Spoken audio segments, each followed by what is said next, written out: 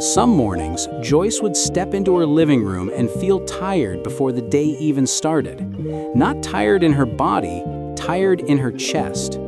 Every surface held something. Mail she went to read, a vase from a birthday 10 years ago, a stack of magazines she kept just in case, shoes by the door she no longer wore, a sweater on the chair that belonged to a version of her who hadn't existed in a long time. None of it was dramatic, none of it was trash, but all of it felt heavy. The weight came slowly, one object at a time, one season at a time, 1 year at a time, until one day, Joyce realized she wasn't walking through a home anymore. She was navigating around her past.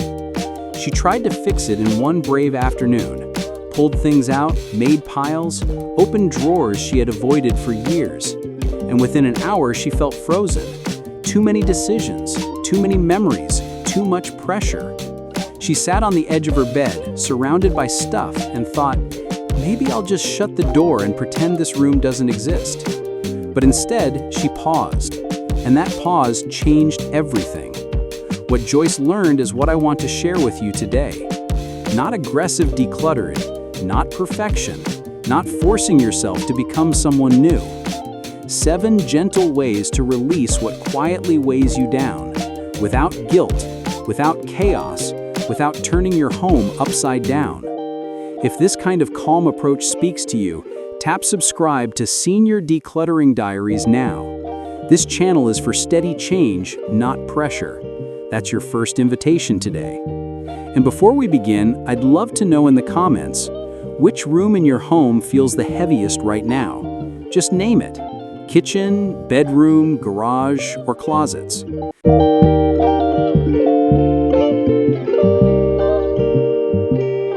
1. The clearly done bag. Joyce didn't start with bins or labels or schedules. She started with a grocery bag. Not a new one, a wrinkled one from under the sink.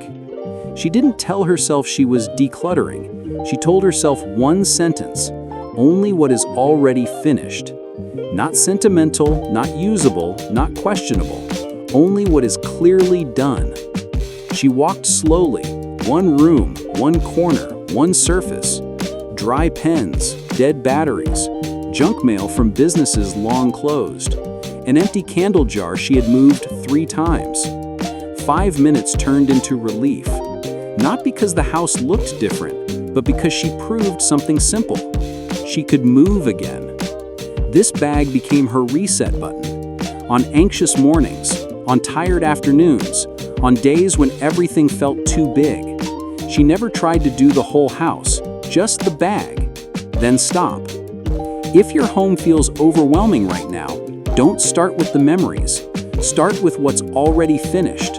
And if that makes sense to you, type "done is done" in the comments.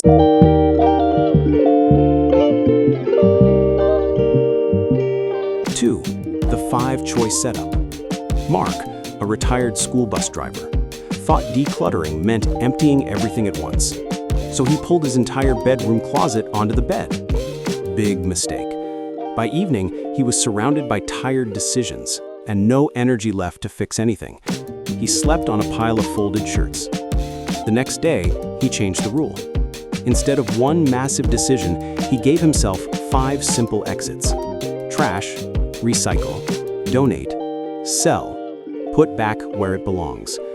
No maybe pile, no later pile. If it stayed, it went home immediately. This kept him from babysitting his clutter. Every item moved forward or exited the house. Sometimes he skipped selling. Sometimes he combined trash and recycle. The power wasn't in the system. The power was in momentum. If indecision has been draining you, try giving every object only 5 doors. No waiting room. And if decision fatigue is something you struggle with, comment "choices are hard" below.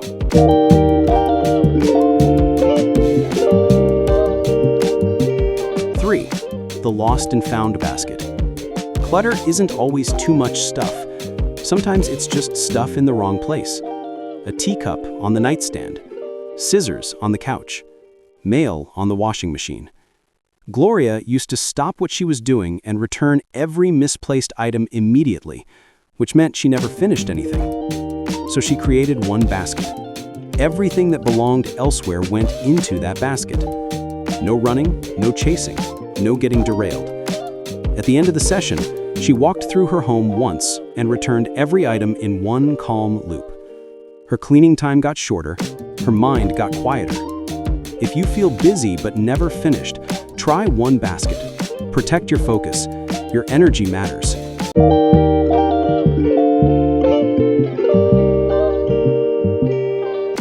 Four, the grace spaces.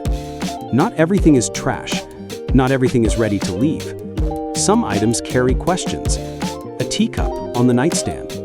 Old photographs. Souvenirs from a life chapter that still aches a little. Instead of forcing a decision, Ruth created grace spots. A small tray in the hallway for unsure items.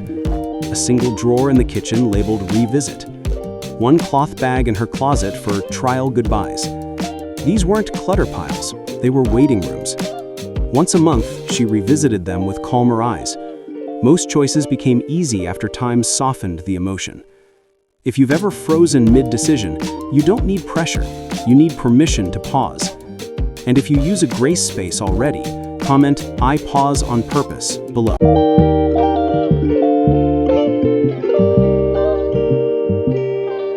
Five, the timeout box.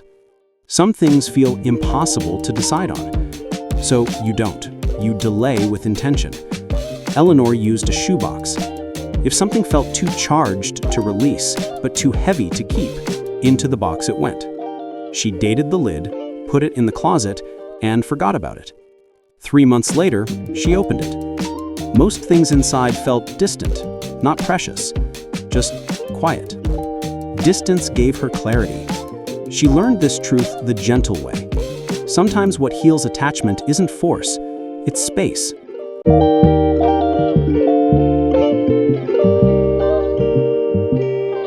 Six, the closet truth test. Hannah swore she wore all her clothes. Then she turned all her hangers backward. Anything worn went back forward. After one season, nearly half remained untouched. Not bad clothes, just finished chapters. Letting them go wasn't failure, it was honesty. If your closet feels full but you wear the same 5 things, this test will show you the truth without judgment.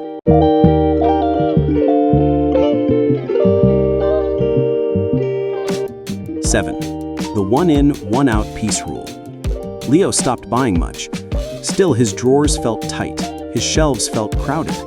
The fix wasn't shopping less, it was balancing better. Every new item needed one release, not punishment, awareness. A new book meant one passed on. New shoes meant one pair donated. This single rule stopped clutter from quietly rebuilding. Closing reflection. If you stayed with me this long, I want you to hear this clearly. You are not behind. You are not failing. You are learning how to make peace with your space. Decluttering isn't about emptiness, it's about honesty. What still serves you? What quietly drains you? What reflects the woman or man you are now?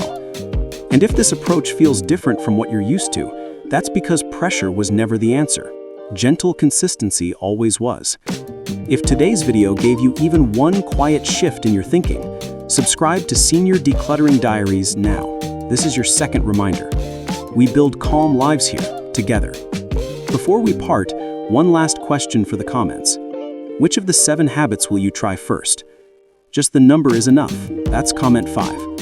And if this video brought comfort, send it to someone you love who might need a softer beginning.